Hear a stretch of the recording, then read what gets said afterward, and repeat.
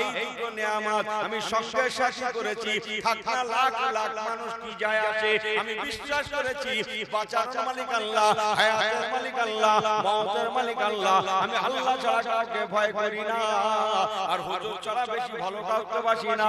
হযরত ওমর ফারুক বলেছিলেন, ও ভাই খালিদ বিন ওয়ালিদ, আমি বুঝে গেলাম এই দুটো নিয়ামত আপনার সঙ্গে সাথী হওয়ার জন্য আল্লাহ পাক হর হামেশা আপনাকে জয়ের পতাকা দান করেছেন। হযরত ওমর ফারুক হুজুর বলেছিলেন, আমি স্বীকার করে নিলাম আমার নবী পাকের উম্মতিরা এই দুটো নিয়ামত, একটার নাম খাউফ ইলাহি, আল্লাহর ভয়, বান্দার অন্তরে থাকবে কেবল আল্লাহর ভয়, আর হুব্বুন নবী, অন্তরে থাকবে কেবল নবী কামলিওয়ালার ভালোবাসা। এই দুটো সম্পদের অধিকারী যখন হয়ে যাবে, হকদারি হয়ে যাবে, হযরত ওমর ফারুক বলেছিলেন, আমার রাসূল পাকের উম্মতিদের দুনিয়ার জমিনে কেউ ক্ষতি করার নাই, আর আখিরাতে জাহান্নামের কোনো চিন্তা নাই।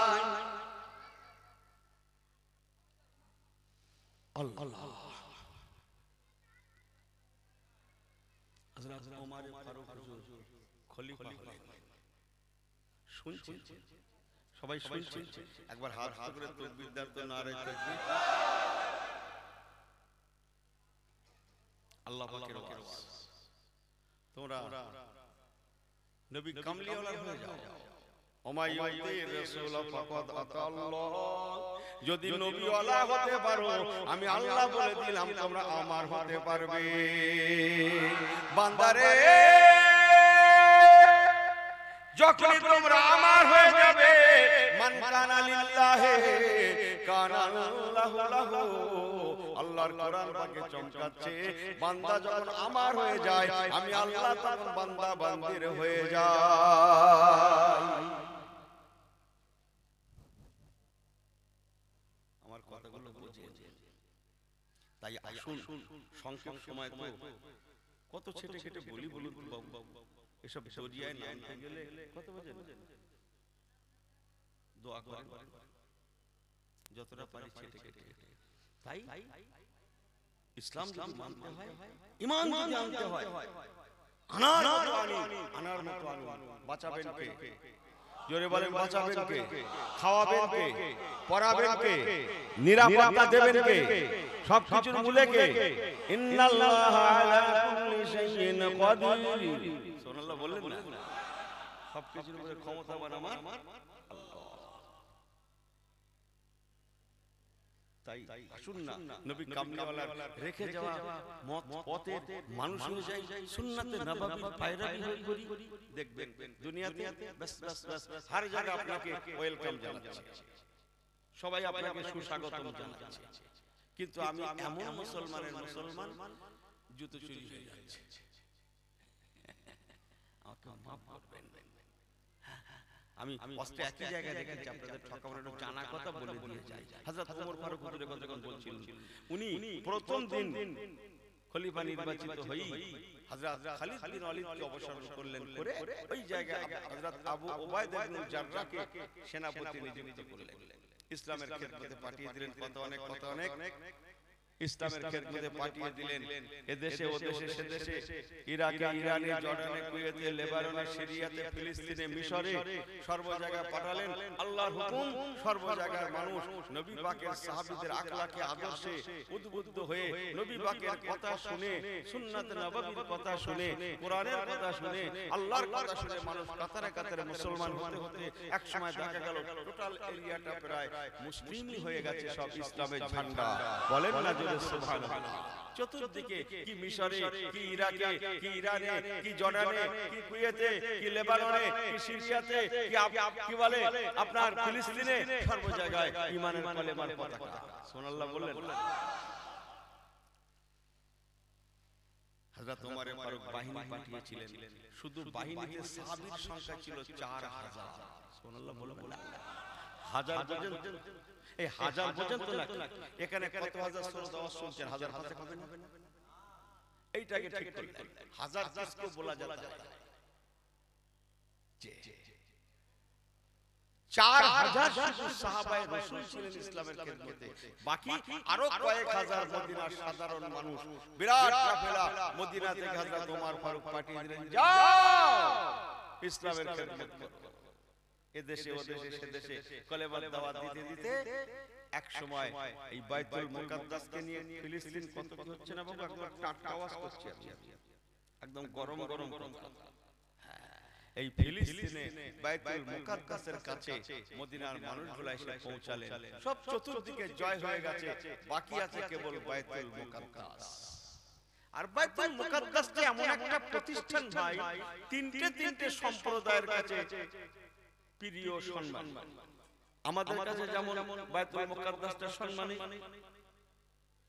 তেমন নাসারা খ্রিস্টানদের কাছে, তেমন ইহুদিদের কাছে। জানেন তো আপনারা নাকি?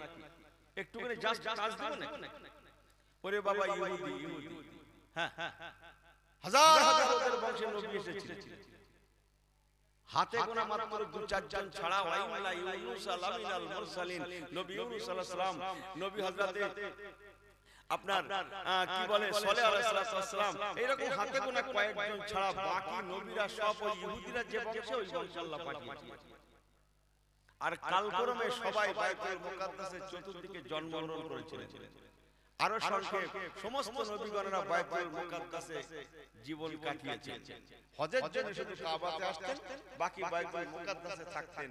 তাই বাইতুল মুকাদ্দাস ইহুদিদের কাছে অনেক কথা, শেষ লাইনটা বলে গেলাম, সম্মানীয় জায়গা। তাই ওরা চায় বাইতুল মুকাদ্দাস আমাদের দখলে থাকলে আমরা ঠিক আছে। খ্রিস্টান নাসারা হযরত নবী ঈসা রূহুল্লাহ আলাইহিস সালাতু ওয়াস সালাম যে কথা বলেন না, নাসারাদের নবী তো, খ্রিস্টানদের নবী তো, ওনার জন্মস্থান কোথায়? বাইতুল মুকাদ্দাস, বেথলেহেম বলেন না, বাইতুল মুকাদ্দাস। সংক্ষেপ 33-34 বছর হুজুর দুনিয়ায় ছিলেন, ঈসা রূহুল্লাহ হুজুর ওই বাইতুল মুকাদ্দাসই কাটিয়েছিলেন, বলুন না সুবহানাল্লাহ। তাই ওদের কাছেও সম্মানীয়, ওদের চিন্তাধারা বাইতুল মুকাদ্দাস যেন আমাদের দখলে থাকে, ইহুদিদের চিন্তা আমাদের দখলে থাকে, আর ইসলামের চিন্তা আমার রাসূলের পাকের হিজরতের মসজিদ, আস্তাগফিরুল্লাহ, মেরাজুন নবুয়তের মসজিদ, জোরে বলুন না সুবহানাল্লাহ, মেরাজুন নবুয়তের মসজিদ আমাদের যেন দখলে থাকে, বুঝেন না? খুব সংক্ষেপ বলছি, হযরত ওমর ফারুক রাদিয়াল্লাহু তাআলা 4000 সাহাবী আরো কয়েক হাজার সাধারণ মদিনার মানুষ পাঠালেন, যাও ইসলামের খেদমত করতে করতে বাইতুল মুকাদ্দাস।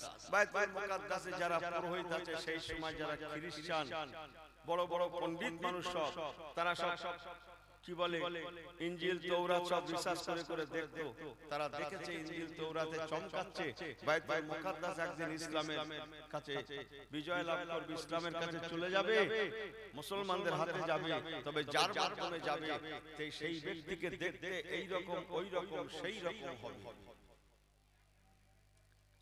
ইহুদিদের মধ্যে একজন বড় আলেম, তিনি মুসলমান হয়েছিলেন, সাহাবায়ে রাসূল হয়েছিলেন, যার প্রিয় নাম হযরত কাব আহবার রাদিয়াল্লাহু তাআলা। উনি তৌরাতের কিতাব রিসার্চ করে করে বলেছিলেন, তৌরাতের পৃষ্ঠায় যে ব্যক্তির ইশারা দেয়া হয়েছে বাইতুল মুকাদ্দাস বিজয় লাভ করবে, সম্ভবত সেই ব্যক্তি হযরত ওমর ছাড়া অন্য কেউ নন, হযরত ওমর ফারুকই হবে।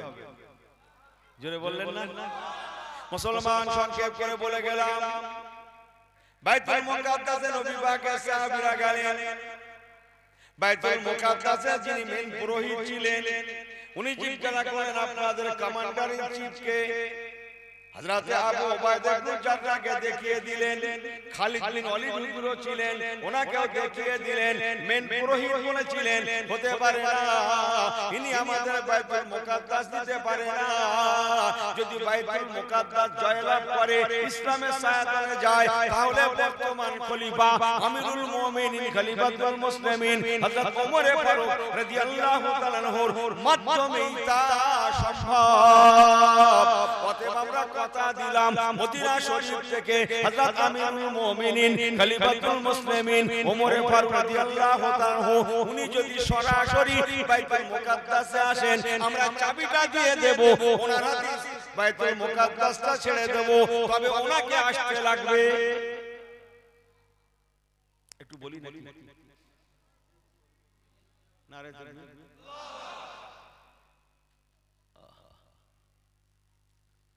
অনেক কথা চিঠি বাইতুল মুকাদ্দাস থেকে মদিনা শরীফে পৌঁছে গেল পাবেন না যেখান থেকে ওই ঘটে ঘটে করে বলছে গুগলে সার্চ দেন 1000 থেকে 1200 কিলোমিটার দূর হ্যাঁ পাবেন না যেখান থেকে হুজুর আমিরুল মুমিনিন কে বলছেন হযরত ওমর ফারুক হুজুর আমিরুল মুমিনিন খলিফাতুল মুসলিমিন যদি আপনি স্বয়ং আসেন তাহলে মাশাআল্লাহ বাইতুল মুকাদ্দাস আমাদের চলে আসতে পারে সুবহানাল্লাহ উনি সঙ্গে সঙ্গে রেডি হয়ে গেলেন এই রেডি আপনাদের জানা কথা তাই কি সেটা বলছেন উনি ওনার নিজের বাড়ির গোলামকে বলে শোনো বাইরে কেউ যাবে না তুমি আর তুমি আমার বাড়ির গোলাম খাদেম তুমি আর এত রাস্তা যেতে হবে একটা বাহন সরবে একটা উট না এই আমরা তিনটে প্রাণী আর কেউ না মদিনা শরীফের বেটা ছেলে মেয়ে ছেলে কাঁদছে হুজুর আপনি যাবেন না ইহুদিদের চক্রান্ত বোঝা বড় মুশকিল যদি আপনাকে ডেকে শহীদ করে দেয় মদিনায় রাসূল নাই মদিনা আবু বকর হুজুর নাই আপনি যদি শহীদ হয়ে যান আমাদের কষ্ট হয়ে যাবে উনি বলেন দেখো আমি ওমরে ফারুক ভয় করি কেবল আল্লাহকে মনে আছে কি অবস্থা মনে আছে কি অবস্থা খাওবে খোদা ইত্তাকিল্লাহ আমি কেবল ভয় করি কেবল আল্লাহকে আর ভালোবাসি কেবল ওমর সাল্লাকা ইল্লা রাহমাতাল লিল আলামিন নবী কামলি ওয়ালাকে আমি ওমর জানি আল্লাহ যদি বাঁচিয়ে দেয় কোটি কোটি কোটি কোটি কোটি কোটি কোটি কোটি কোটি কোটি ইহুদি নাসারারা যদি আমার বিরুদ্ধে তারা দাঁড়িয়ে যায় আমি ওমরকে আল্লাহ যদি রক্ষা করেন একটা পশম তারা হেলাতে পারবে না ও মদিনার মানুষেরা কাঁদবে না আমি আল্লাহ আল্লাহ রাসূলের জন্য বিসমিল্লাহির রহমানির রহিম সুবহানাল্লাহি জাসরা বিআবদিহি লাইলা মিনাল মাসজিদিল হারামি ইলাল মাসজিদিল আকসা আমি ওমর মসজিদে আকসা শরীফে রওনা হয়ে গেলাম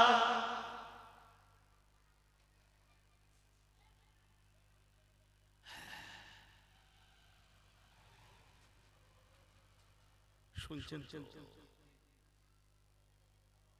1200 কিলোমিটার রাস্তা ওমর ফারুক হুজুর ওনার বাড়ির গোলাম আর একটা চলো তবে একটা শর্ত গোলামের সঙ্গে শর্ত করলেন সন্ধি করলেন দেখো তুমি আমার খাদেম হতে পারো আমার বাড়ির গোলাম হতে পারো তুমি আমার কেনা গোলাম হতে পারো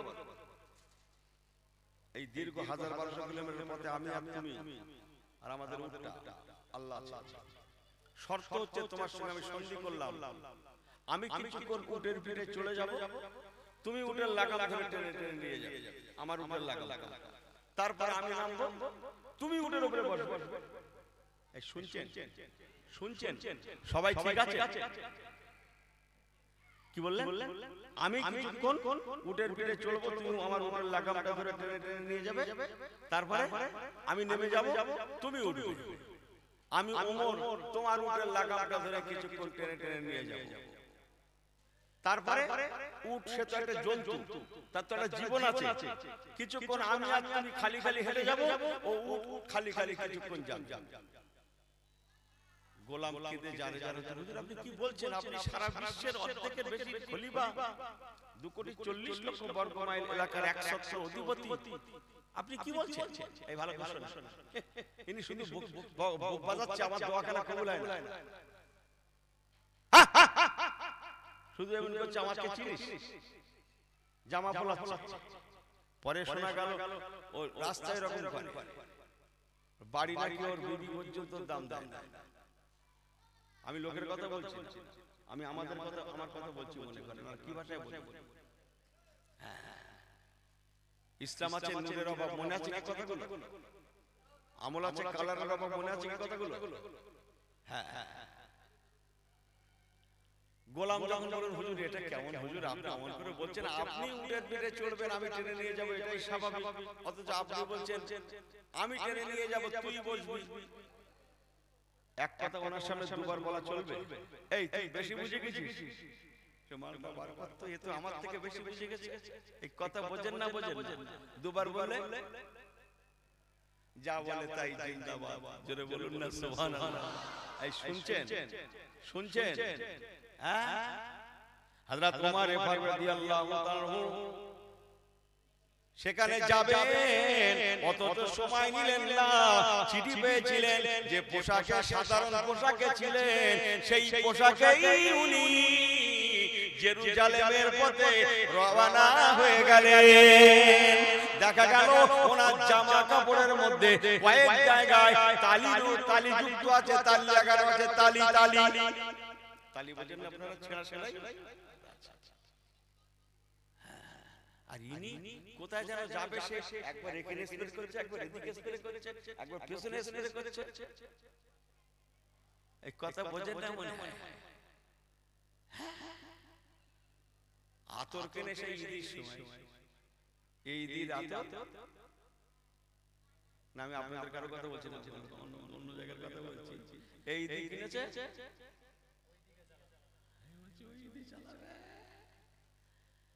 কথা বোঝেন না? অথচ রাসূলুল্লাহ বলেছেন তিনটে সুন্নাত তামাম নবীদের মধ্যে ছিল। হুব্বিবা ইলাইয়া মিন দুনিয়াকুম সালাসালাম আত-তাইয়্যিবান নিসা সালাতাত তাইনি বিসসালাহ। একটা সুন্নতের নাম হচ্ছে খুশবু আতর, সমস্ত নবীরা ব্যবহার করেছেন। জোরে বলে, জোরে বলে। আর ইনি ওই থাক, পরেরটা বলা কথা বোঝেন না মনে হয়? চলেন বলি। তাহলে সাধারণ পোশাকে যাচ্ছে কি শর্তে? তুই কিছুক্ষণ, আমি কিছুক্ষণ। সুবহানাল্লাহ বলবেন না? যে চাকর আছে ঘাড় কেটে যাচ্ছে, হ্যাঁ কি হলো, বিপদে পড়লো, কথা বললি তো শেষ, তুই বেশি বুঝে গেছিস।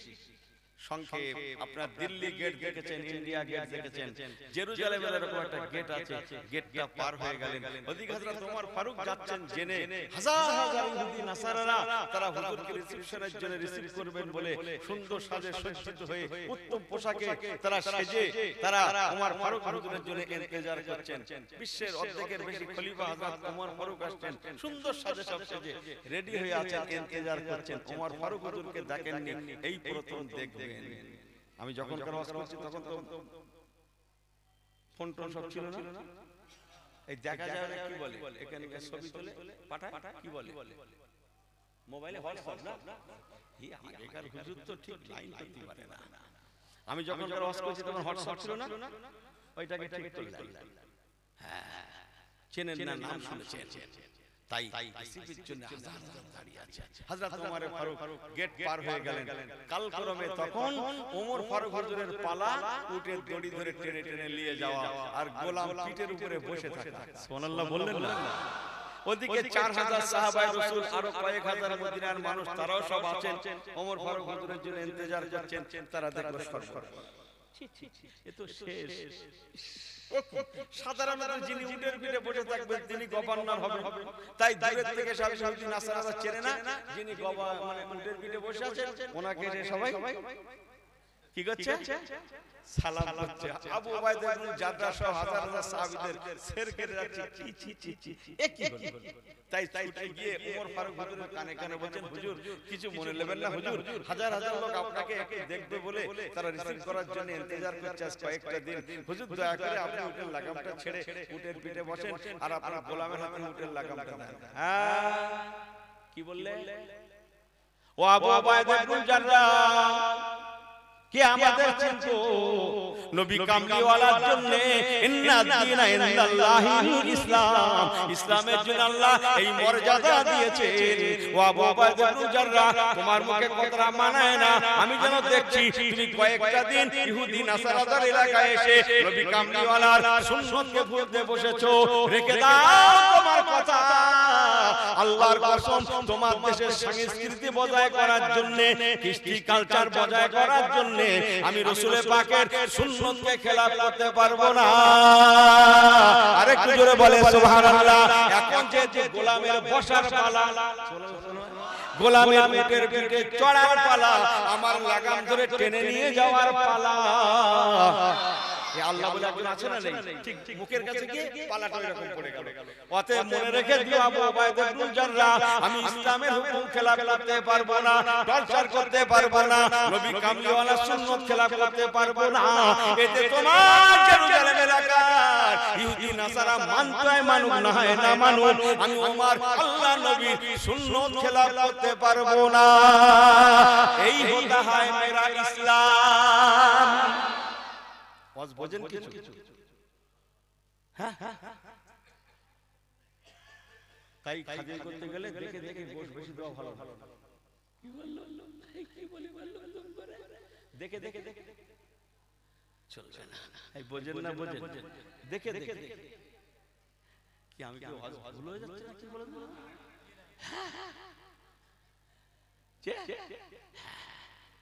দেখে দেখে চলবে না, কথা বলছেন না। এই হতাই মেরা ইসলাম। আরেকবার জোরে বলেন না সুবহানাল্লাহ।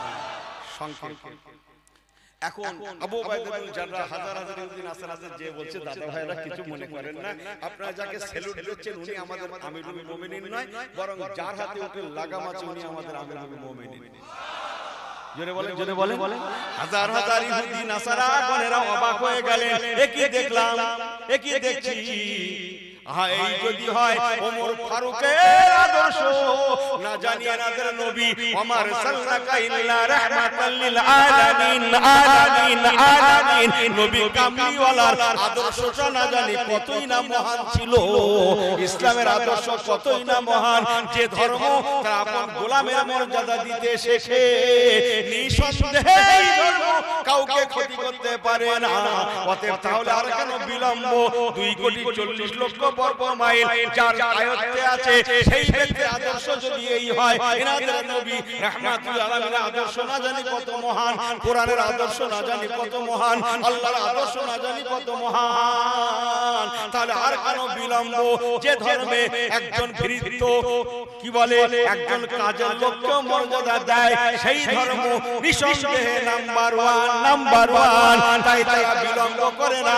ওমর ফারুক হুজুর রাদিয়াল্লাহু তাআলার সামনে তারা স্বেচ্ছায় সজ্ঞানে হাজার হাজার হাজার হাজার ইহুদি নাসারা দলেরা লা ইলাহা ইল্লাল্লাহ, জোরে জোরে লা ইলাহা ইল্লাল্লাহ, লা ইলাহা ইল্লাল্লাহ মুহাম্মাদুর রাসূলুল্লাহ ইমানের কলেমা পড়ে তারা মুসলমান হয়ে গেলেন। এই হতা হয় মেরা ইসলাম। समझ में आई बात ना जी? আমার অবস্থা কি আপনাদের কষ্ট দিচ্ছে? আমার কথাগুলো আপনাদের কষ্ট দিচ্ছে?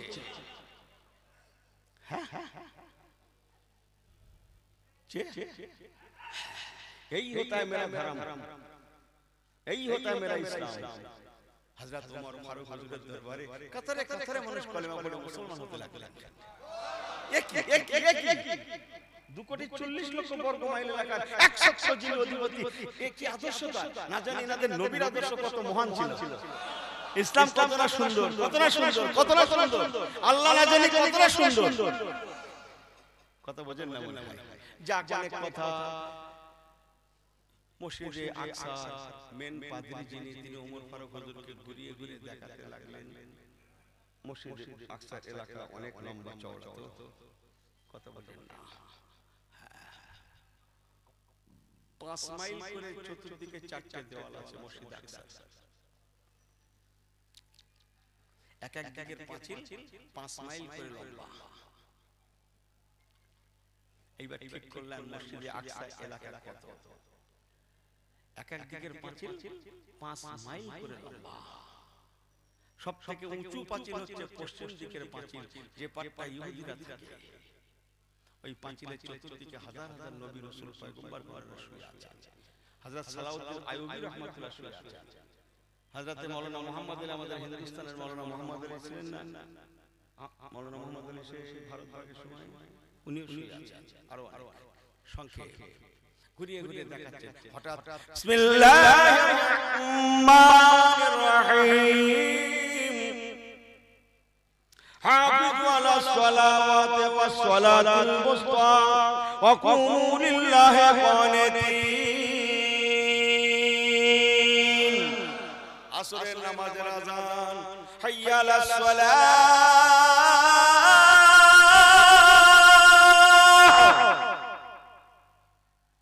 আমার সময় হয়ে গেছে, মাইক ছাড়া 1 মিনিট থেকে 2 মিনিট বলবো।